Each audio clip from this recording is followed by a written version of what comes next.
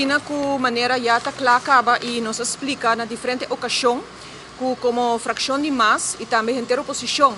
manda carta de caso que não para o governo e promete que também para a Holanda explicando não somente o mal manejo, mas a procedura com o pressuposto 2023 a cana e com esta carece de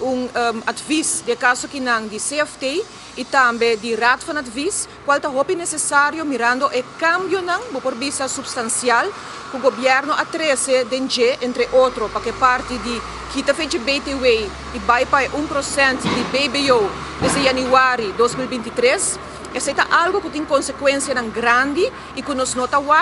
hinka do pressuposto atual, não atrese nota de cambio foi qual nos pode sacar fora para Kiko não ahasie Kiko tem consequência e apesar que diferente grêmio grupo em comunidade das clama e tabisa que todo problema com essa que lo por trece de maneira que o governo tem preparar.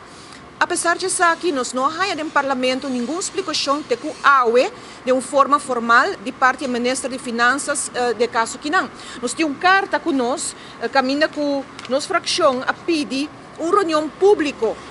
com o Ministro Xiomara Ruiz Maduro, caminha com nós a pedir para explicar-nos riba a decisão abrupta do governo, caminha com a pedir para desde janeiro 2023 aumento do BBO belasting, que nós pedimos para o parlamento explicar-nos aqui dentro, para se nós temos uma chance, para se pergunta den nome do povo, hanya contesta riba essa aqui, lo que ministro ng abira tahasita, cada vez rueda de prensa, den ko colígio, den quatro muralha, com algum membro de prensa selecta, e de caso o pueblo mes não chega na hanya contesta direto riba sua preocupação. Consequentemente, o debate não é hora de tomar lugar riba Facebook, de caso que não deu um programa, e não tem a sala de parlamento caminha com o ministro tem que responsabilizar seu mês para seu manejo e sua decisão. Consequentemente, pues, tem carta que vai para o governo, caminha nos pede para a CFT, duna su conselho vez mais, riba o cambio não proponi do governo e também raad van advies. Então, isso é o que nós, como membro do parlamento, mester,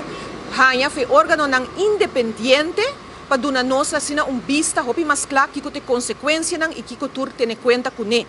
O governo para vir de caso que não uma situação que ainda que não pode confiar, porque cada rato não está bem com cambio abrupto.